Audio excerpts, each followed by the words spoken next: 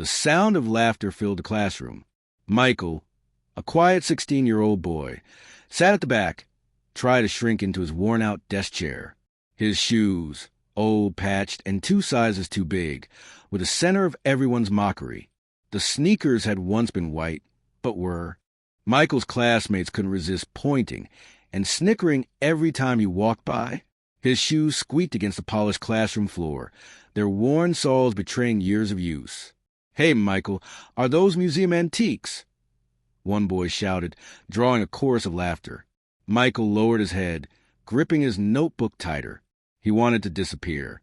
The shoes weren't a fashion choice. His mother, who worked 2 jobs just to put food on the table, had found them at a thrift store. The teachers silenced the noise half-heartedly, but the sting of humiliation stuck. Michael felt a lump in his throat, yet beneath the pain, a spark flickered, something stronger than shame. At home, Michael's world was different. His small room was filled not with expensive gadgets, but stacks of old law books borrowed from the library. He devoured them late into the night, tracing his fingers along legal arguments, memorizing cases, and writing notes as if preparing for a trial that would never come. "Why law?" his younger sister once asked. "Because words can be weapons," Michael replied softly. "And I don't want to stay powerless forever." Though mocked for his appearance, Michael was gifted with an extraordinary mind, a mind that noticed details others overlooked. One afternoon, as the school's debate team was preparing for a regional contest, the teacher announced, "We'll be holding a mock trial exercise. Volunteers." Nobody expected Michael to raise his hand. The class erupted in laughter again. "With those shoes, you'll trip before you even say a word," a girl sneered. Michael simply smiled, unfazed this time. He knew something they didn't. This was his arena. The auditorium had been transformed into a courtroom for the exercise. Students played roles of jury, lawyers, and witnesses. Michael, surprisingly, was assigned as a defense attorney in the mock case. The boy who mocked him earlier smirked from the prosecution side. "This will be quick," he whispered. But when Michael stood up to speak, something changed.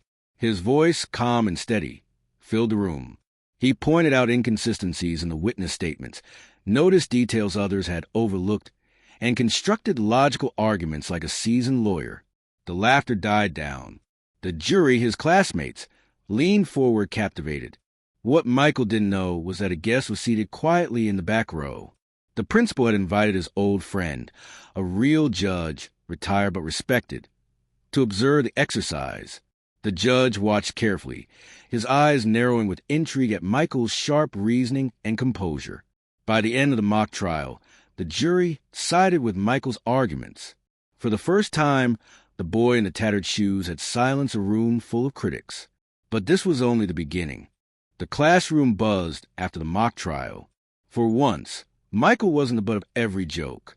Some kids avoided his eyes, embarrassed by their earlier laughter, while others whispered about his surprising performance. But not everyone was impressed. "Don't get too full of yourself," sneered Derek, the boy who had played prosecutor. "It was just a game. In real life, you'd crumble." Michael didn't argue. Instead, he quietly gathered his books and left. Yet inside, a new fire burned. He knew his dreams weren't childish anymore. That evening, there was a knock at Michael's small apartment door. His mother answered, surprised to see the school principal standing there, alongside the retired judge who had witnessed the trial. The judge smiled warmly at Michael. "Young man, do you know what you did today?" Michael hesitated. I just read some books and tried to piece things together." The judge chuckled. "What you did was lawyering, and you did it better than some professionals I've seen." Michael's heart raced. For the first time, someone outside his family believed in him.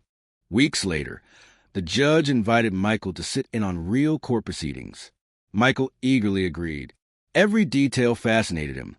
The rhythm of questioning, the precision of arguments, the power of evidence. One afternoon, during a recess, the judge leaned toward him. "Keep watching closely.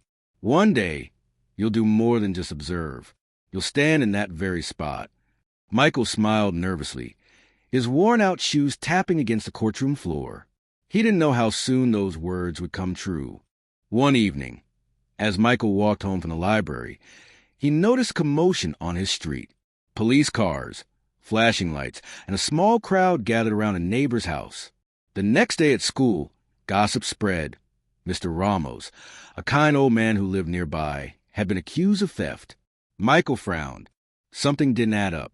Mr. Ramos was too frail to commit such a crime, and Michael remembered seeing someone suspicious lingering around the old man's house days earlier. The thought stuck with him. Days later, Michael received a phone call that left him breathless. The retired judge's voice carried urgency. "Michael, I know this sounds unusual, but Mr. Ramos's case is complicated. His lawyer withdrew, and the hearing is tomorrow. The court has agreed to let me mentor you if you're brave enough to step in." Michael nearly dropped the phone. How can I? I'm just a kid." The judge replied firmly, "You're not just anything. You see what others miss. That's what the law needs right now." The next day, Michael stood nervously inside a real courtroom. His shoes, still scuffed and worn, echoed as he walked to the defense table. Whispers filled the room. "Is that a student? This is ridiculous." On the other side, the prosecutor smirked. He had seen Michael before at the mock trial. "This won't last long," he whispered to his assistant. But Michael didn't waver. He took a deep breath and began. Piece by piece, he dismantled the prosecution's claims. He pointed out inconsistencies, raised questions nobody had asked, and revealed details about the timeline that didn't add up. The courtroom grew silent.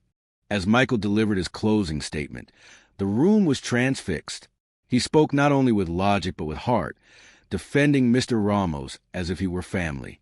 The judge presiding over the case leaned forward, visibly impressed. When the verdict came, not guilty, a wave of relief washed over Mr. Ramos. He embraced Michael, tears in his eyes. The prosecutor, red-faced, packed his files in silence. The story spread like wildfire. The boy with the old shoes who had silenced the courtroom became a local sensation. Reporters wanted to interview him. Classmates who once mocked him now looked at him in awe, and Derek, the boy who laughed the loudest, couldn't even meet his eyes. But Michael didn't care about fame. That night, he returned home, opened a stack of law books, and whispered to himself, "This is just the beginning." Michael proved that true worth isn't measured by appearances, wealth, or shoes. It's measured by resilience, knowledge, and courage to stand up when it matters most. And the classmates who once laughed learned the greatest lesson of all: never underestimate the quietest person in the room.